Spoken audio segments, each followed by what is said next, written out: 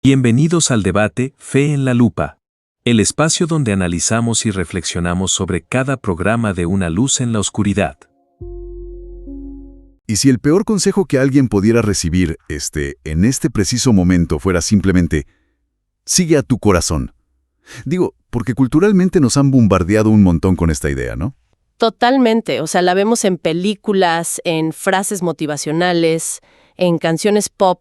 Básicamente nos dicen que la brújula definitiva para ser felices es hacer exactamente lo que dictan nuestros sentimientos en un instante dado. Exacto. Es como el mantra de nuestra época. Es el mantra definitivo. Y claro, asume que nuestro interior es una fuente, inagotable de sabiduría pura, que si tan solo logramos bloquear las expectativas de los demás, nuestros instintos crudos nos van a llevar directo a la utopía personal. Ajá. Pero, desde una perspectiva psicológica y sociológica, esa idea ignora por completo cómo las emociones son, moldeadas por el entorno. Y precisamente esa tensión, esa fricción entre lo que dicta la cultura popular y lo que realmente sucede en el campo de batalla de la mente, es el núcleo de nuestro análisis a fondo de hoy. Así es. Vamos a meternos de lleno en el contenido de una transmisión reciente del programa cristiano Una luz en la oscuridad. Este programa es conducido por Mariana y Cristian Arémalo. Y lo que resulta fascinante de este material, de lo que revisamos, es que, aunque parte de una cosmovisión de fe muy clara, funciona como una radiografía, diría yo, brutal, de la sobrecarga cognitiva que padecemos todos hoy en día. Sí, el diagnóstico que hacen sobre la condición humana en esta era de la hiperconexión es súper agudo. La misión de este análisis que estamos haciendo no es solo entender cómo esta comunidad interpreta el mundo moderno, sino, desarmar las herramientas específicas que proponen para silenciar ese ruido mental. Claro, funciona como un manual. Tal cual, un manual sobre cómo identificar qué voces están literalmente operando el panel de control de nuestra cabeza.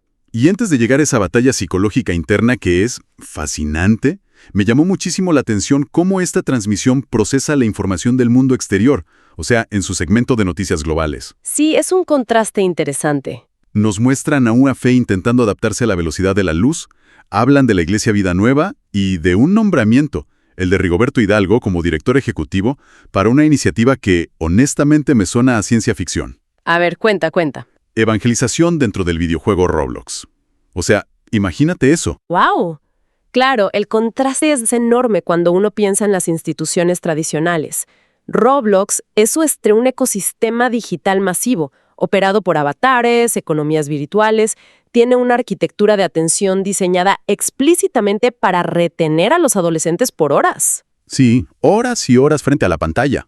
Y que una congregación decida estructurar un proyecto formal, sin fines de lucro, liderado por influencers, para entablar diálogos espirituales ahí adentro, demuestra una comprensión muy, muy sofisticada de dónde está ocurriendo la socialización hoy en día. Es como leer los diarios de los antiguos exploradores que cruzaban océanos para construir capillas en territorios inexplorados. Pero claro, el continente inexplorado ahora es el metaverso. Exactamente. Reconocen que hay toda una generación que quizá nunca pise físicamente un edificio institucional. Ajá, pero que interactúan diariamente en estos mundos virtuales. Y justo cuando uno está procesando esta visión hiper moderna del mundo digital, el programa te da un latigazo hacia una realidad geopolítica súper cruda. Sí, esa es la paradoja de la información moderna. Y el material lo captura perfectamente. Pasamos de los avatares en Roblox a mencionar una congregación multitudinaria en el National Mall de Washington, D.C. Ah, sí, la del aniversario. Exacto, buscando un despertar espiritual de cara al 250 aniversario de Estados Unidos. Y casi en el mismo respiro, aterrizan en una advertencia de seguridad gravísima en Colombia. Sí, hablan específicamente de la ola de violencia en Cauca y Valle del Cauca. Esto a través de los reportes del pastor Alfredo Campos, si no me equivoco. Así es. Detallan la amenaza de explosivos, retenes ilegales, capillas dañadas y el terror absoluto del reclutamiento forzado de jóvenes. Es que es un nivel de disonancia cognitiva tremendo. Un minuto están planeando cómo hablar con un avatar sobre la esperanza y al siguiente están pidiendo intercesión por adolescentes reales que están siendo arrastrados a un conflicto armado. Y esa disonancia es vital para entender la postura que tienen. No ignoran la crudeza del mundo físico, por, digamos, refugiarse en el digital. Utilizan toda esta avalancha de noticias, ya sea innovación tecnológica o crisis humanitarias, como un motor para la unidad comunitaria. Claro, lo integran todo. Sí, y incluso mencionan el lanzamiento de su canal Una Luz en la Oscuridad Music, creando listas de reproducción para esparcir su mensaje. Es un intento súper sistemático de rediseñar el paisaje sonoro e informativo de su audiencia. Como para ofrecer un ancla, ¿no? Exacto, un ancla frente a un bombardeo de datos que normalmente a cualquiera le genera parálisis. Y ese puente, digamos, entre el bombardeo de datos exterior y el paisaje sonoro interior es lo que detona el tema principal. Porque, a ver, si una comunidad de fe tiene que meterse hasta en Roblox o crear listas de reproducción en streaming para ser escuchada, es porque nuestra atención está completamente secuestrada. Secuestradísima, sí. La mente humana hoy parece una sala de emergencias con absolutamente todas las alarmas encendidas. Entonces el material plantea una pregunta muy directa para cortar ese ruido, y es, ¿qué voz estás escuchando? Y para responder eso, categorizan las frecuencias de ese ruido. Dividen la amenaza en 3 voces principales que intentan monopolizar las decisiones diarias de uno. La primera de ellas es la voz del mundo. Ajá, el entorno. Y no se refieren simplemente a la típica presión de grupo en un sentido escolar, sino a la arquitectura misma de nuestra sociedad. Las expectativas de éxito, el consumismo, la necesidad de validación constante que los algoritmos de las redes explotan a través de ciclos de dopamina. O sea, el mundo dicta un ritmo frenético que condiciona lo que nosotros consideramos urgente. Y luego está la segunda voz que identifican, que es la del enemigo. Y desde su marco doctrinal, pues, hablan del diablo. Pero la mecánica que describen es profundamente psicológica, me pareció súper interesante. Sí, no lo pintan como un monstruo cinematográfico que inspira terror, ¿verdad? Para nada. Lo pintan como el tentador sutil. Hacen referencia a ese pasaje clásico del Génesis, cuando la serpiente le dice a Eva, «Con que Dios os ha dicho». Es esta táctica de sembrar una microduda. La sutileza es exactamente lo que hace que el mecanismo funcione.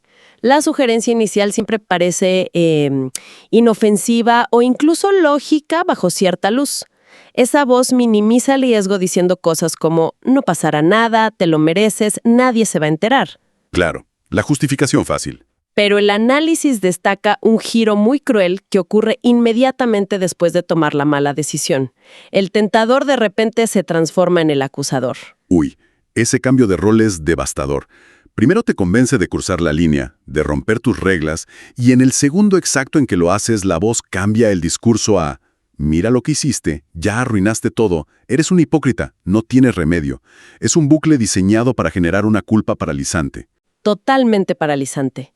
Y esto nos lleva a la tercera voz, que según el material suele ser el rival más, pero más difícil de silenciar. Nosotros mismos. El ego. Esto es que las caídas grandes nunca son accidentes repentinos. O sea, antes de tomar la puerta equivocada que arruina una carrera o una relación, siempre hubo una sugerencia interna que dejamos pasar. Sí. Describen la mente humana como un campo de batalla que no puede ser tratado como una casa de puertas abiertas. Fíjate que esa metáfora de la casa me hizo pensar muchísimo en los hábitos diarios que tenemos. Si dejamos la puerta de la mente abierta, cualquier pensamiento forastero entra, se sienta en el sillón de nuestra sala y empieza a dictar cómo debemos vivir. ¡Qué buena imagen, sí! Y la fuente ilustra nuestra torpeza para manejar esto con una anécdota súper terrenal, súper cotidiana. Hablan de cómo, cuando la ansiedad nos supera y no sabemos qué decisión tomar, salimos corriendo a buscar atajos. Ah, sí, me acuerdo de esa parte. En lugar de hacer una pausa, procesar y buscar esa quietud, o bueno, esa consulta divina que ellos proponen, terminamos pidiéndole consejos de vida vitales a un completo desconocido. O sea, al conductor de la aplicación de transporte o a la persona que atiende en la tienda de la esquina. Tal cual. Es una escena casi cómica pero trágicamente real. Le volcamos nuestros dilemas más profundos a alguien que solo nos está cobrando un viaje o vendiendo un producto, desesperados porque nos digan qué hacer. Es una radiografía implacable de la cultura de la inmediatez. La incertidumbre produce un malestar físico, una tensión que el cerebro moderno simplemente no soporta. Buscamos alivio rápido. Exacto. Así que buscamos lo que el texto denomina gráficamente como la salida rápida. Queremos que un tercero externalice la responsabilidad de la decisión. El problema, como advierten muy agudamente, es que esas salidas rápidas dictadas por la desesperación, pues casi siempre desembocan en arrepentimiento. Y aquí regresamos al inicio de nuestra charla. Si la prisa del mundo exterior es tóxica y mendigarle respuestas rápidas a desconocidos es un error catastrófico, pues la cultura actual levanta la mano y te dice, tengo la solución. Ignora a los demás y simplemente siga tu propio corazón. Ajá, la famosa frase. Pero el material que estamos analizando ataca este concepto frontalmente. No. Va a contramano de todo el espíritu de nuestra época.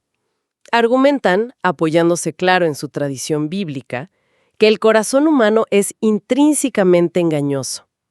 La razón psicológica detrás de esto es que nuestros instintos y emociones no nacen en un vacío de pureza. Claro, están contaminados. Están manchados por lo que consumimos diariamente, por nuestros miedos, por los traumas, por los prejuicios. Y para explicar el peligro de esto, hacen un paralelismo que me pareció brillante.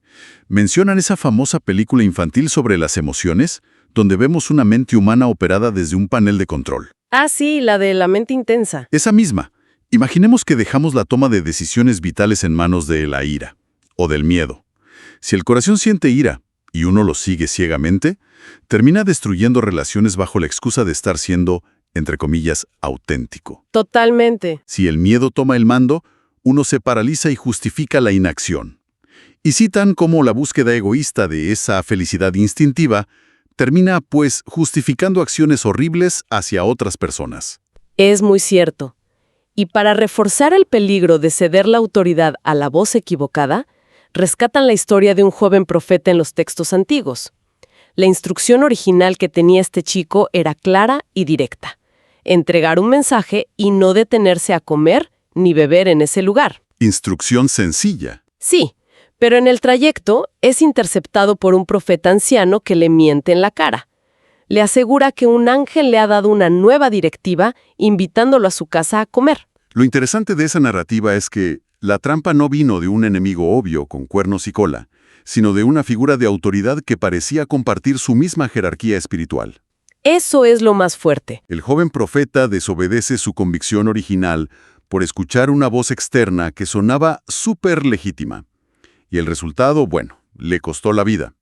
Es una alerta grandísima sobre cómo el consejo destructivo a menudo viene envuelto en un ropaje de sabiduría, incluso de personas en nuestro propio entorno que proyectan autoridad.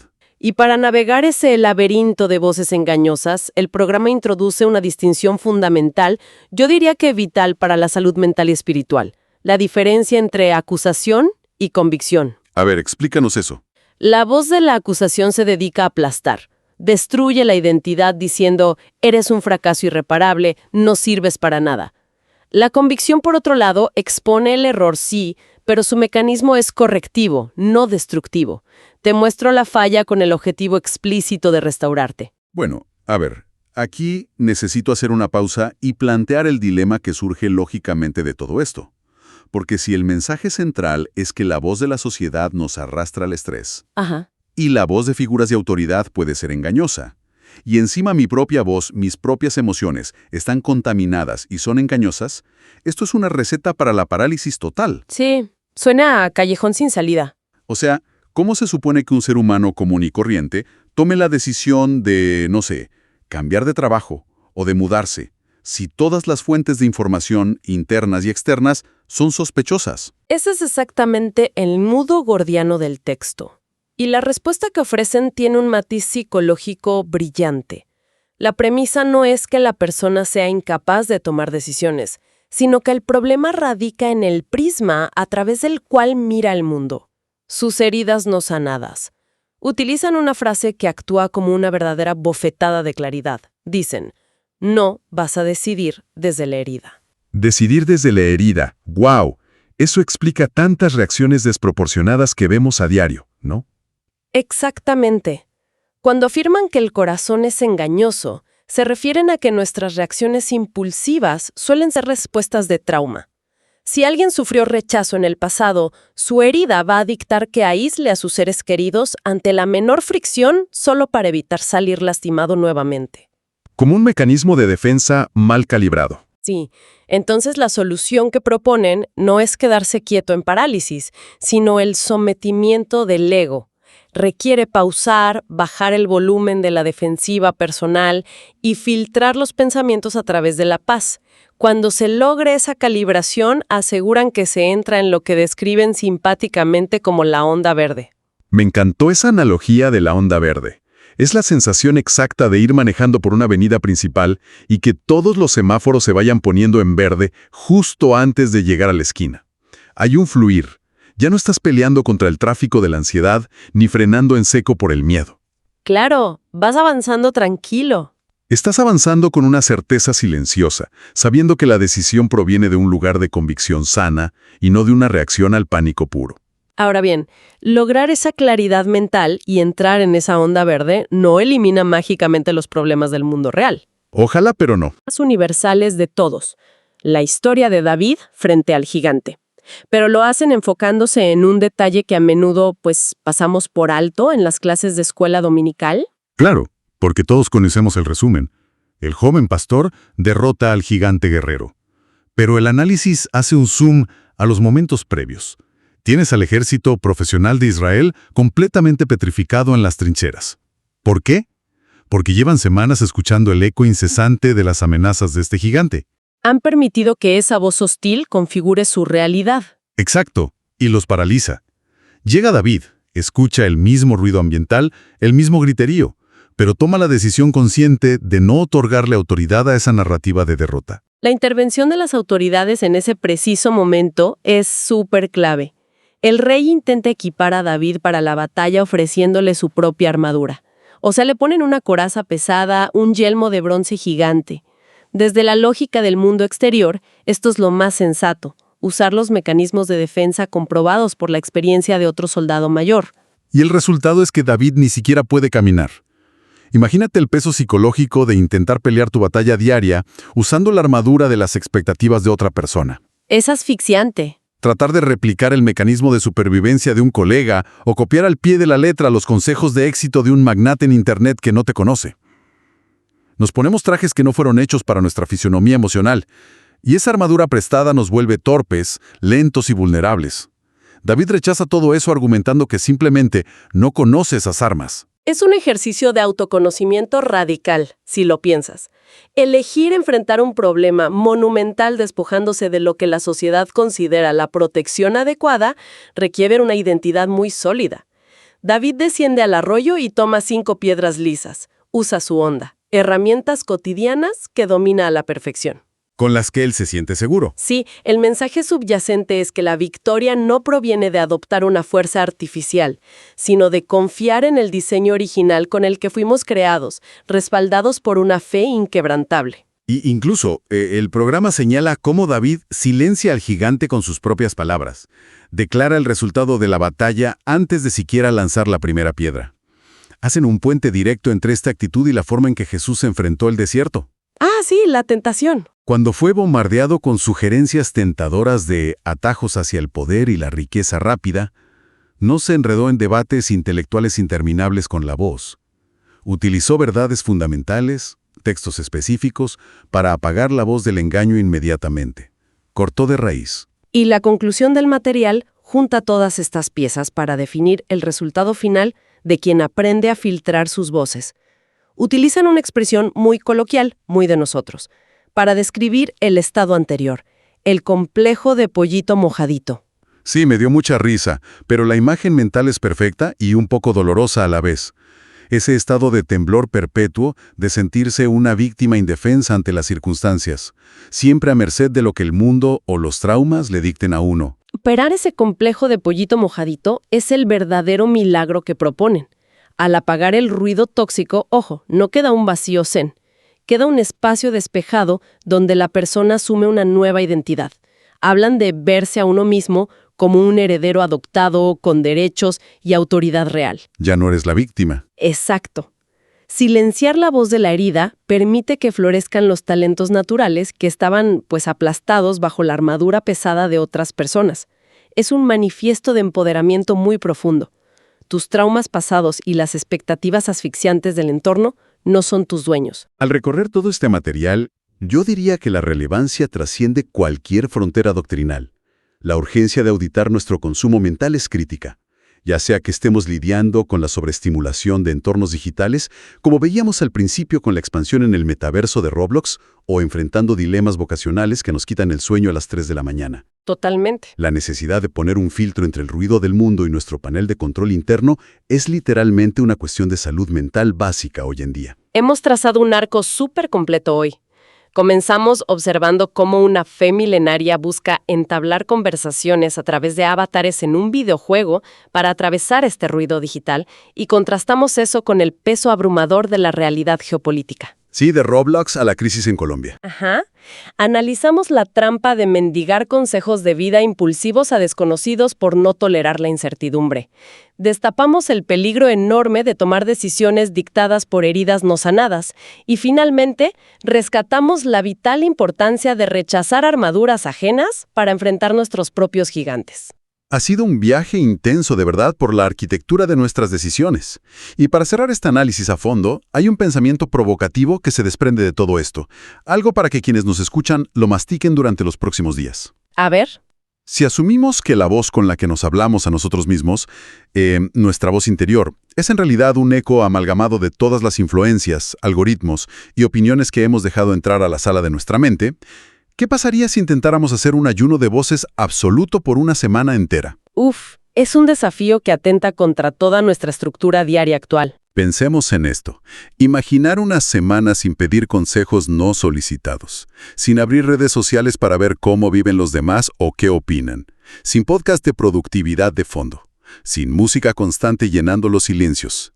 Si lográramos apagar absolutamente todo ese ruido externo, cuando el polvo finalmente se asiente, ¿cómo sonaría realmente esa voz interior que queda sola en el silencio profundo?